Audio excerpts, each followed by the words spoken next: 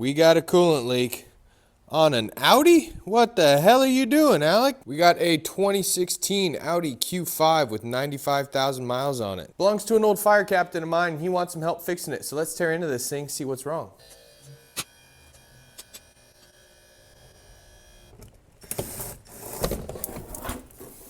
Now my main focus is going to be coolant leak. Customer complaint is they're losing coolant, have to continuously top it off, so no point in getting bogged down with other things besides just the customer concern. Right down in there you can see those two yellow hose connectors, and there's a little bit of fluid down underneath there. So the underbody panel was soaked pretty much down underneath this intake side.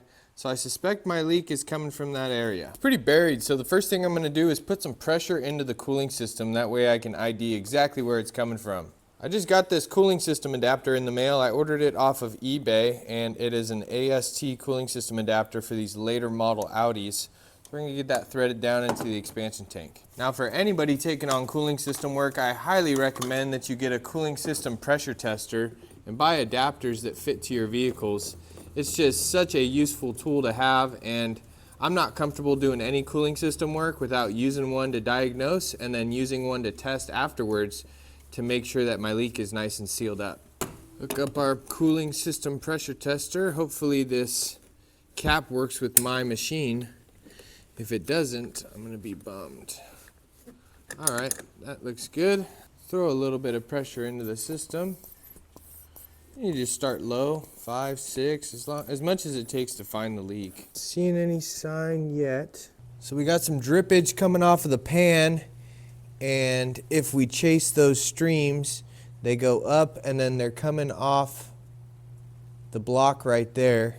When we go up, we have the AC compressor and an engine mount bracket that is blocking my view, so we'll have to try to ID it from the top. She is actively leaking though, that's for sure. I'm just so outside my comfort zone on this car. So I might have to keep tearing into the intake to find this. That's the most noticeable trickle of coolant that I have so far. And that is buried down in there underneath the back end of the intake manifold. Pretty well buried onto the back side of the block. Not sure what it is. I think it might be the water pump on this engine. Got to do some digging online. Based off these photos for a 2016 Audi Q5 water pump, it looks like the unit looks like it's driven off of the back end of the engine. I think that might be our culprit. So after doing some research, I found that this water pump design on the 2.0 turbo is a flawed design. They actually had a class action lawsuit that covers it up to 80,000 miles. This car has 95,000, so we barely missed it. But I picked up one of these kits for $339. It looks like it's coming from that exact area on the back side of the block. So before I start tearing into it, I'm going to try to get access to confirm that that is where our leak is coming from. Now FCP Euro has a fantastic walkthrough video in case you're curious. I will leave the link in the description for you. First thing I'm going to do is get this strut bar out of the way so I got some more room.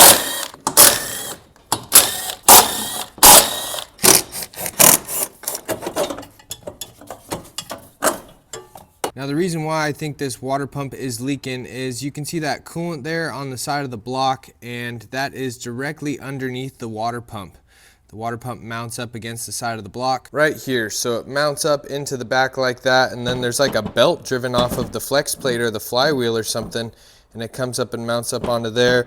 Then we have 1, 2, 3 hose connections and 2 coolant ports on the back side. So it really looks to me like this gasket on the back side right here is leaking. It's dripping down that side of the block. As far as contents of the kit, looks like it comes with the new sensor, whole water pump housing, comes with the new belt, new hardware, O-rings, comes with this coolant pipe, and a jug of coolant for about 350 bucks. I'm really tempted just to pull this intake manifold off to get myself some more room, but I think it might be more trouble than it's worth. I'm gonna play around with it a little bit. First thing I'm gonna do is get this intake hose out of the way so I got some more room to work.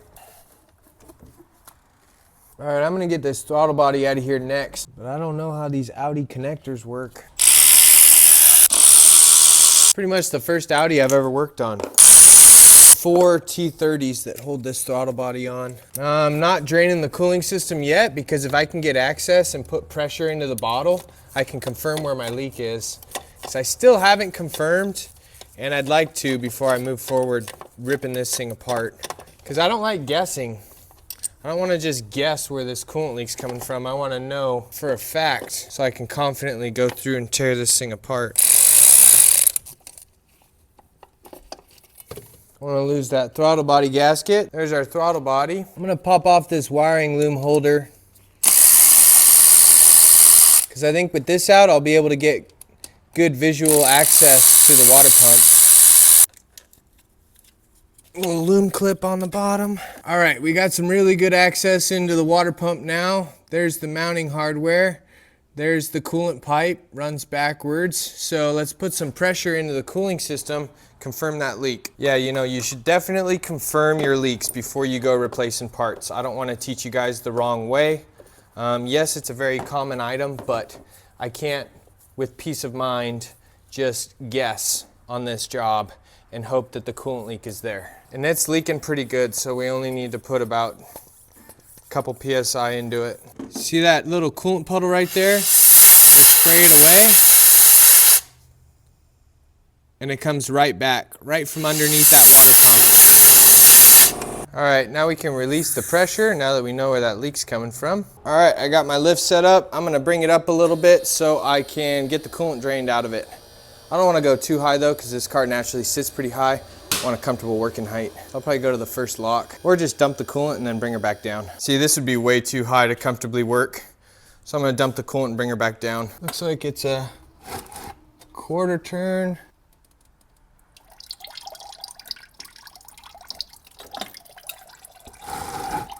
This thing needed a coolant flush too, so it's a good thing we're dumping it. Coolant's still draining, but I'm gonna start getting this reservoir out of the way. These are similar to the BMW style coolant clips.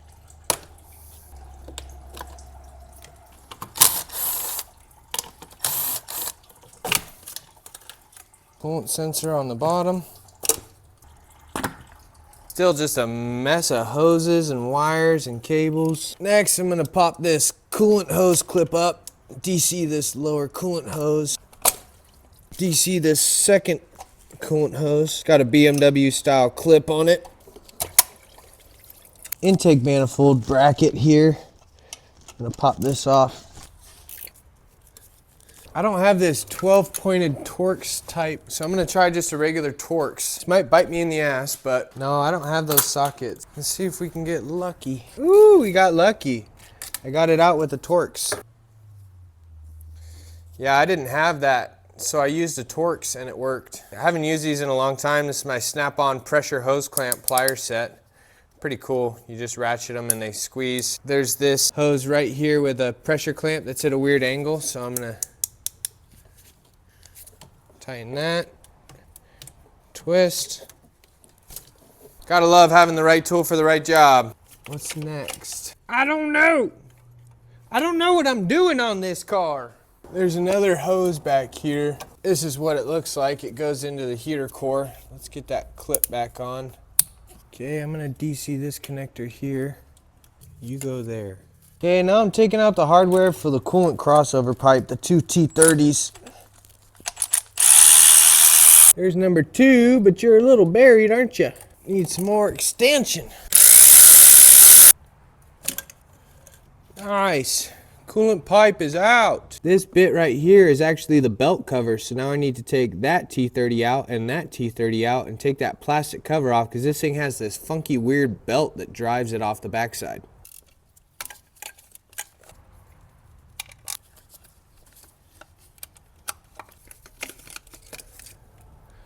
We got a little bit of coolant inside the cover. Now I'm supposed to pick this belt off. This one comes out. All right, finally we get to start pulling these water pump bolt 5 T30s. I dropped one. This water pump can come out.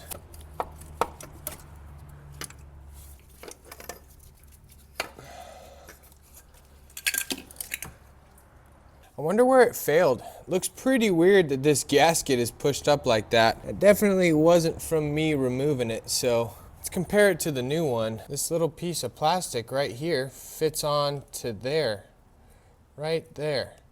What happened was that broke off, and then cooling pressure blew out this O-ring, and it was leaking out from right there. That's what my idea is. I may be wrong, but I think I'm correct, because there's no reason why this gasket should be molded and pushed out like that. Take a look at this brand new water pump. It's fully complete all the way through, so makes sense. Now we got to clean up the block. And before we do that, let's pull this old belt off of here. So it looks like it's driven through some sort of intermediate shaft that comes out of the block. Must be driven off of the timing pump. It's not driven off of the rear. That belt doesn't want to come off right away. But we're definitely going to be replacing it.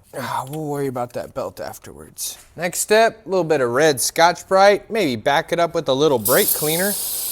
We got to scrub this block. You guys haven't gotten any Sage this video. There she is. That's my little girl. Pa. Good girl. Say hello to everybody. Say hi. They haven't seen you in a long time.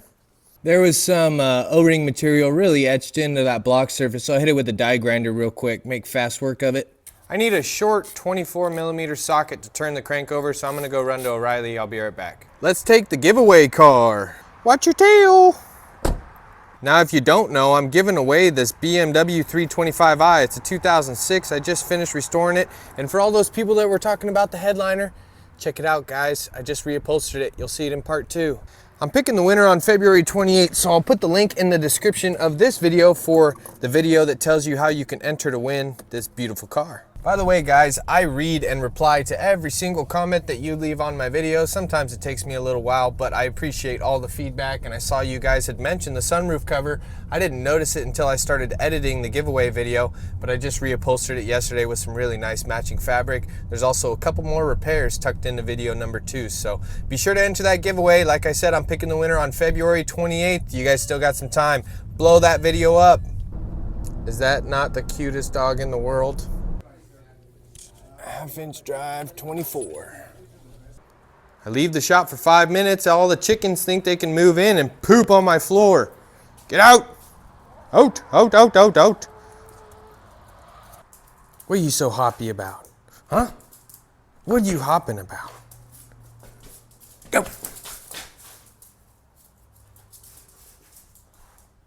Boo! Now, in this YouTube video I was following by FCP Euro, they don't talk about how to replace the belt. So I'm thinking that if I get a socket onto the crank pulley, rotate it, I should be able to slip that belt off that little nub. Okay, so the new water pump comes with this bolt, and this bolt is what holds on that little belt pulley down there on that intermediate shaft. So I'm gonna take a ratcheting wrench with a shoulder, try to get down there, break it loose, and remove it. I'm probably gonna have to hold the crank with the ratchet while I do that. And it looks like this is reverse thread.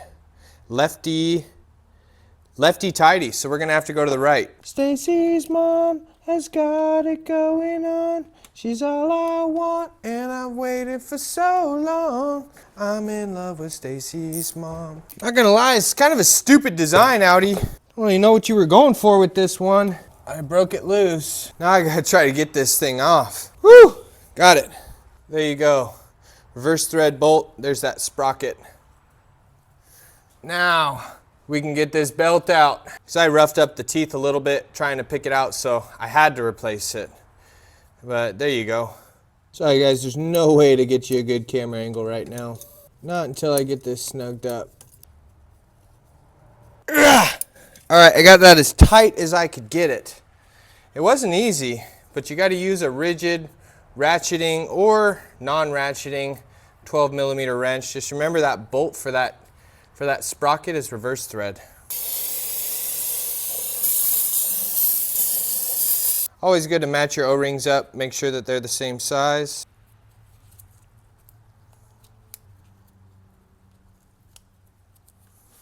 And you know we gotta bust out some Sil-Glyde, hit those O-rings with some Sil-Glyde, get them nice and lubed up. That way they just slip on in. All right, now this guy goes into this port right here. It's in and flush. Looks like we got a new O-ring for the crossover pipe as well, so drop that on.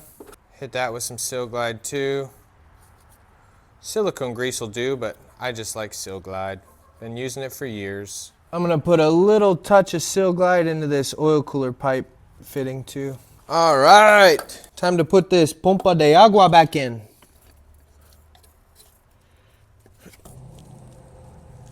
Now there's two dowels on here, right there and right there. You gotta confirm that they're in the slot after you get the cooler pipe plugged in right there.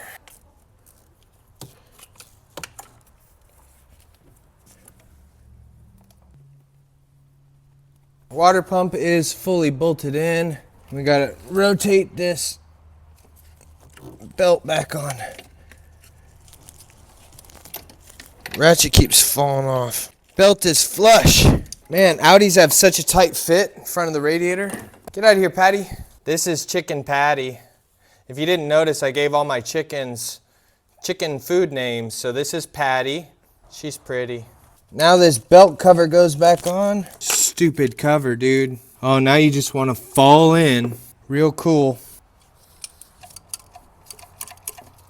Start putting some of these connectors back before I forget where they go. It's always the hardest part, is remembering where all these damn connectors go. All right, now it's time to put this coolant crossover pipe back in. Got a new O-ring on it. Okay, now the hose goes back onto the coolant pipe. Lube that up a little bit. Lower hose can go on. For this upper, this connector's gonna slide into there. We're safe to put that back up for now. I'm gonna put this rear coolant pipe back on, this hose. So this goes down here like that. This one goes up here. 13 nut. This bolt goes down. Before I do throttle body, I could put these back on.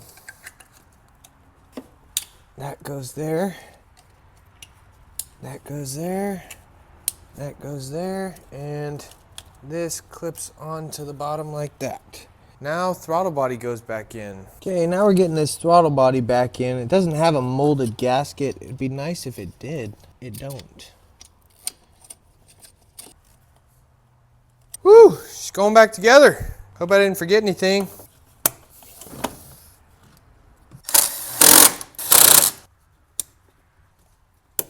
How'd you go? You don't want to lubricate this intake boot because this is a turbo. But you want to make sure these hose clamps are tight. This thing's making boost. I haven't been able to find a bleed procedure for this cooling system online, so I think it's just a traditional fill it up, run it, double check the level afterwards. This is some concentrated Xerox G40 coolant, so we'll have to add some water in on top of this, but coolant's pretty old and tired, so I don't mind running a little heavier of a concentration. She's already burping. Coolant's dropping quick. And it's not leaking out of the bottom, so that's a good sign. We're gonna put some pressure into this thing. You can't confidently call a cooling system job finished until you've put pressure into the system. This is Tender, Chicken Tender. She's a sweetheart. She's the red one. I think that pressure testing the cooling system helps push that coolant through as well. I noticed on that video from SCP Euro, they didn't pressure test their cooling system. If you guys are gonna be wrenching a lot, buy a cooling system pressure tester. I've linked them in a bunch of my videos. I'll link one again in this video. It's such a valuable tool to have. I usually link one with a bunch of fittings and adapters too. 15 PSI on there. Gonna let that sit. Oh my God, the reservoir's empty. Let's try to crack this. We'll fill it some more, then we'll pressure test it again. That literally pushed all the coolant out of the bottle. Now this bottle is dry.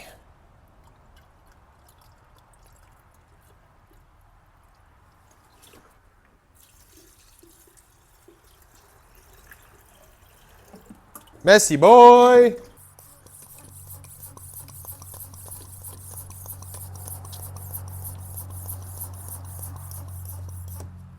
All right, 16 PSI, we're gonna let that marinate. Now for other things this car needs, it looks like it has a bit of a leak at the oil pan. I would assume it probably needs control arm bushing sometime soon. We'll see how she drives. Pretty heavy coolant leak when it first came into the shop, so I didn't get a good chance to road test it, but other than that, we'll check the brakes, check the tires, throw this underbody panel back on, we're good to go. What I would recommend for another visit is to do an engine clean service.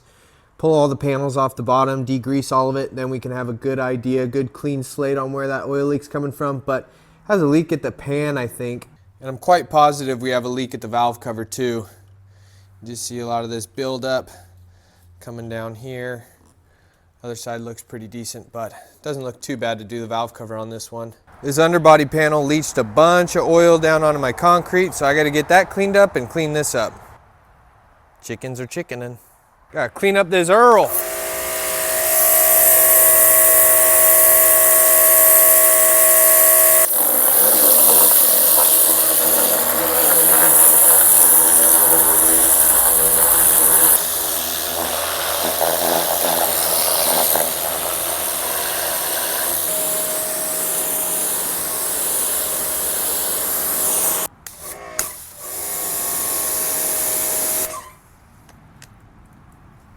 Cooling system is holding beautifully. Let's fire this thing up, see how she runs, see if I forgot anything.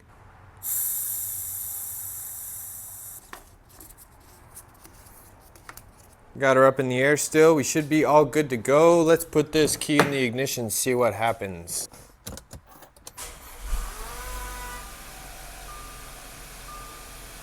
So far, so good. No chicken light. That's just on for the door.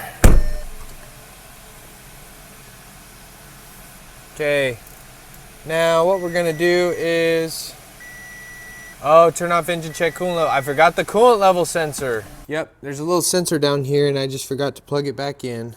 See if I can do that. Okay, sensor's plugged back in. Now what I wanna do is I wanna get this defroster on max heat. You can turn off AC, defroster, high. All right. We're doing stuff. Now we're gonna let this sucker run. I wanna see that temperature up halfway, and then I wanna be able to stick my hand up to the defroster and feel it real hot. That way you know that the coolant has made its way all the way into the heater core, and if it's nice and hot at the heater core, you can assume that you have nice hot coolant flowing all the way through the system. It's usually a good indicator that the system is burped. That's at least what I do on the BMWs. Coolant's at a decent spot. We'll top it off after it cools down. And engine sounds to be running pretty good. Nice little 2.0 turbo. Setting tire pressures to 33 in the front, 33 in the rear.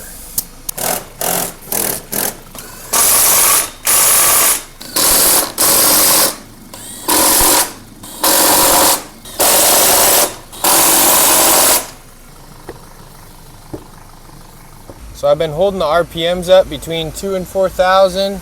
Keeping my hand on the defroster, got the defroster on max heat full blast, and now the heat is really strong, almost to the point to where it's almost burning my hand.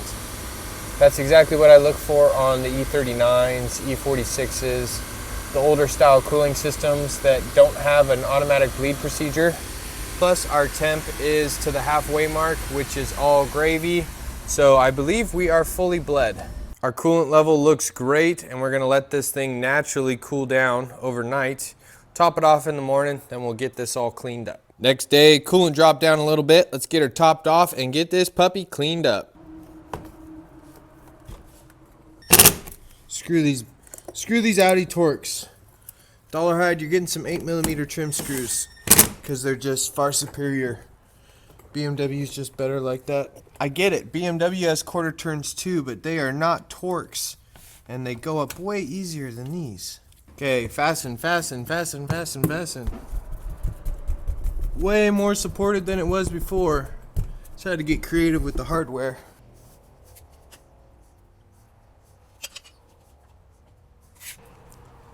Look at this little sunbathing puppy. What a little cutie patootie.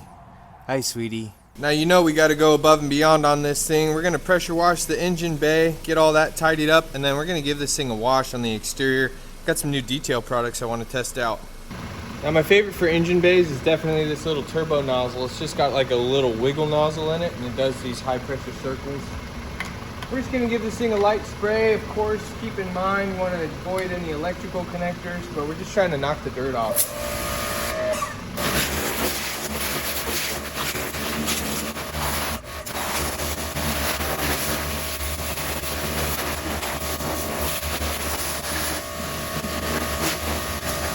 Check out this epic box of products from Stoner. I got all kinds of good stuff, and this stuff is going out to you guys too. The winner of who gets the closest on the change in my giveaway car is gonna get a sweet care package put together by me. We got wheel cleaners, we got detail, ceramic detail spray.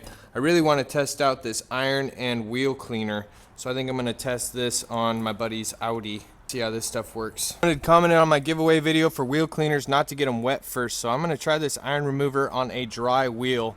Apparently it's supposed to change colors too, then we'll spray it off with the pressure washer.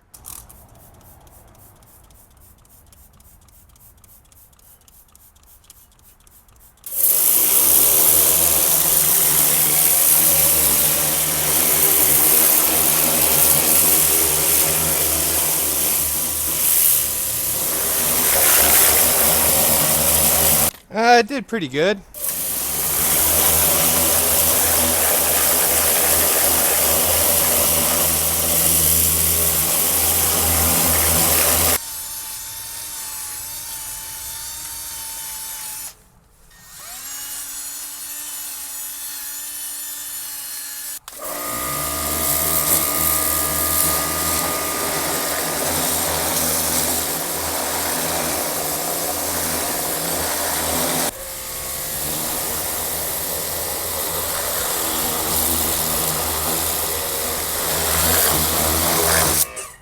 Oh, big stretch.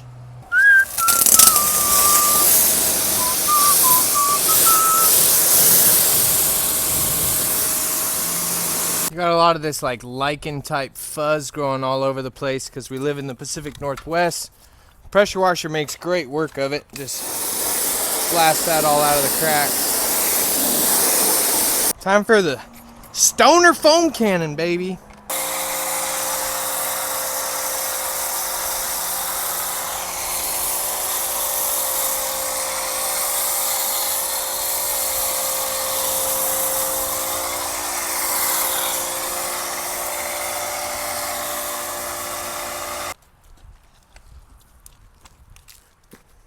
Now, I've been getting a lot of emails since I put that giveaway video out about people who want to bring their car to me for service. Now, I don't exactly want to give away where I live because I don't really want to dox myself, but I live in a very remote part of Northern California, like 4 or 5 hours north of San Francisco. So nobody lives near me. If you guys were to have to bring your car to me, you'd be driving a long ways. Housing would be a challenge, you know, and we'd have to wait multiple days for parts to show up. So logistically, it's just a really hard thing to do. I'd love to work on more of your guys' cars.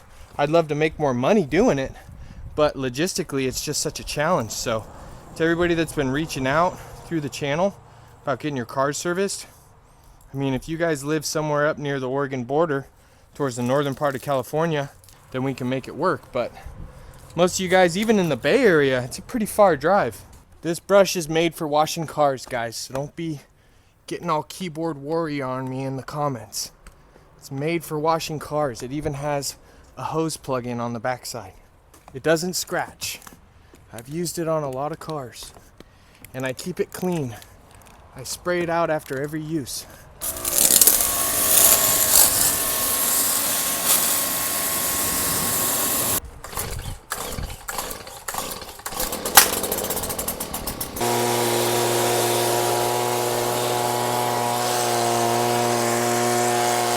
See about getting some of these tree sap spots removed, but before we do that, I don't want to get ahead of myself. We need to take this thing on a road test, make sure it's all good, so let's go do that real quick. All right, let's give her the juice. Man, it's a peppy little 2-liter. I bet the timing chains don't explode on them like the BMW N20s either. My first time driving an Audi in a long time, but I gotta say, this car drives great. I would not mind picking up an Audi in the future. This thing just is tracking like it's on rails. It's got really nice pickup. Suspension feels really good. Can't say what it's going to be like at 200,000 miles, but with 95K on this one, it's driving fantastic. We got some sunshine here on the north coast, and boy, it is a breath of fresh air. It's been rainy and wet for so long and constantly gray. It's nice to finally see some bluebird skies. Helps keep the mental spirit alive.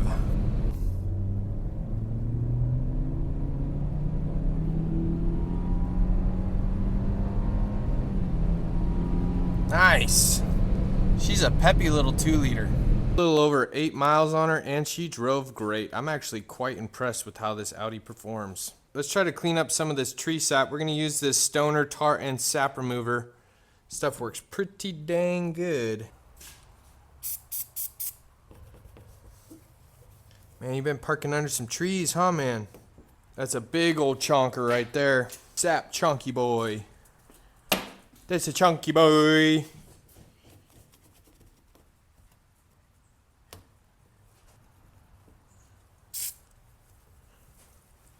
Stuff works really good though. It's really strong. Doesn't damage clear coat either. I had to use this on my giveaway car on brand new clear coat on the hood, and it did not damage the clear coat. But man, there is like a gazillion little tar spots on this hood, little sap spots. I like to think that when cars come to my shop, it's like going to the spa. I like to include a couple little extra spa treatments for the homies. I'll give you guys an update on all the rigs around the property after we're done here. My stuff is falling apart, man. Put so much time and energy into that giveaway car, all my other cars are just in disrepair. But man, this tar and sap remover works so good. Just put a little splotch on the corner of a rag. And see that one right there? She gone. How about that one right there? A little fingernail scrape. Little light circular buff. She's gone. Anyways, I just hit the hood with some hybrid ceramic detailer. Now I'm hitting the glass with some Stoner Invisible Glass. Now, Stoner does not pay me to use their products, guys. I reached out to them when I first started this channel and I said, hey, I absolutely love your detail products. I've used your More Shine Less Time for years and I'm a big fan. Would you guys be willing to send out some products to use on the channel? Now, they just sent out free product. I don't get any money from them. However, I do make some money if you guys decide to buy some Stoner products. There's a link in my description that'll get you 15% off. It's no pressure. I never want to be a pressuring YouTuber like that, but if you guys need some detail products, you'll get a nice discount, and it's a good way of supporting the channel too. I get commission directly from your sales if you use that link. So yeah, they're not paying me to promote this stuff. I just want you guys to know that. I promote this stuff because I want to, and because it's some good old made in the USA detail products. So they're not paying me to say that, but they are paying me if you guys buy some product. So just wanted to clarify. Engine bay is looking better already. Now, if you guys watch the channel, you know my secrets. I like to use trim shine. Oop, we're gonna need to top this coolant off. Burped a little bit after that drive. I don't think it's leaking though. Pretty confident. I pressure tested it. All I do is take a can of trim shine, pressure wash the engine bay, get all the dirt off, and just spray it all down. Funny story, when I was working with Dollar Hide on the hand crew, there's this thing we got to do every year called the readiness drill. Basically, all the big chiefs and head honchos of the unit come by and they do a whole inspection of your crew, your engine, your crew buses, and they want to see them all detailed. They give it a white glove test where they go through and wipe all the surfaces with a gloved hand. They want to make sure that there's no dust on anything, that everything's polished and painted up and ready to go for the fire season. Well, I volunteered to detail the engine bay of the crew bus. What I did is I just pressure washed it with the steam cleaner, and then I brought some Stoner products from home and I just fogged the whole engine bay down just like I'm doing right now. And afterwards, my captains came up to me and they said, hey, next time when you detail the engine bay, tell the other crews what you did to detail it, because ours looks so good, it made all the other crews' engine buses look really bad. And so he's like, so fantastic job, but next time tell the other guys what you did too. So you don't make them look bad. I'm like, secret's right here, bro. Just some more shine, less time. All you gotta do is pressure wash it down. You don't even have to rub this stuff in. Just fog it on just like this. Let it soak in. You just shut the hood afterwards. You can rub it in if you want. I have a microfiber that I've used for years. It's just for rubbing this stuff in, but you don't need to. It's unnecessary. Look how good that looks. That sheen, back to a factory finish. Then, shut the hood. We're done. You chewing on a stick out here? Oh, I hit you with the rock. I just accidentally kicked a rock at you. That's a good girl. Enjoy the nice weather. Giving these a little touch up with some tire shine. Firestone. Firehawks. I used to sell these tires. One of my first jobs in the shop was working at Firestone. Got hired as a service advisor. I didn't last very long either because I wanted to give everybody a good deal. People would come in off the streets and I'd just give them coupons out of the coupon book. I actually got fired from that job. So I got fired from that Firestone job when I was about 18 or 19. I was really broke and needed the money at the time too. But what happened was this lady came in, she asked for a battery. I said, well, do you have your car here? We can sell it over the counter, but I can help you put it in and we can see if it even needs a battery. She says, oh, well, I'm broken down in the parking lot across the street. My car won't start, but I think I need a battery. So if I can buy one, I'm going to try to put it in. I said, do you have any tools? Do you know how? And she said, no. So I said, hang out for a minute. I'm on my lunch break in like 30 minutes. I'll come over. I'll help you look at it. We'll see if it needs a battery. So I drove my Jeep over there with my tools. We threw some jumper cables on it. I think it was like a little Ford Focus. I think. Lo and behold, it doesn't start. It just has that classic single click, like the starter's stuck and frozen. And so I said, hang out for like 2 hours longer. I'll come over after work. I'll bring some tools. We'll figure it out. We'll pull the starter out. We'll get it replaced. So I went over. We pulled the starter. We took it to AutoZone. We bench tested it. We confirmed that the starter was bad.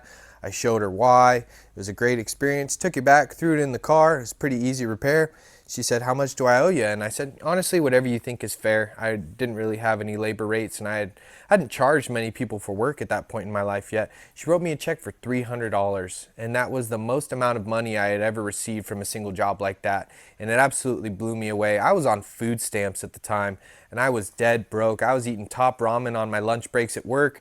I had just left home for the first time, and I was struggling, so that $300 went a long way. The next day, she came into Firestone and she brought me a plate of homemade cookies, and just to thank me again for helping her out. And about 30 minutes later, I got pulled into the office with the manager and the regional manager, and they fired me right there on the spot because they said I stole business from Firestone.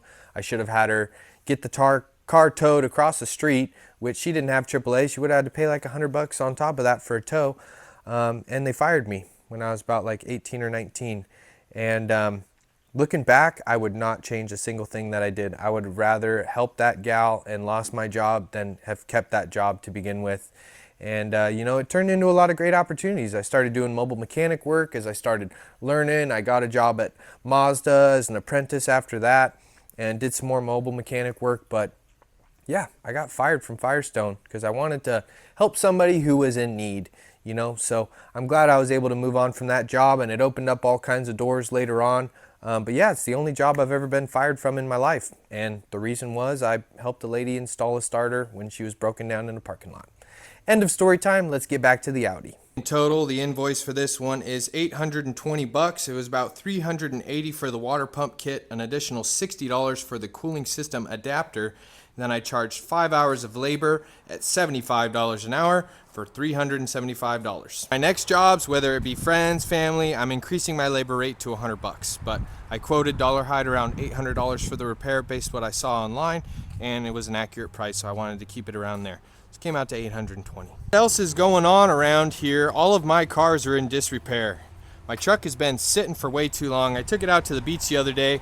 The transfer case was slipping when I put it into four-wheel drive, shut the car off, turned it back on. It ended up actuating okay, but I got a check engine light on for a glow plug module, so we're going to be doing some repairs on the truck soon. I'm going to try to get the tires balanced on the giveaway car today, but you guys still got time to get into the giveaway. Check out my video, Going for Broke, Restoring a BMW and Giving It Away.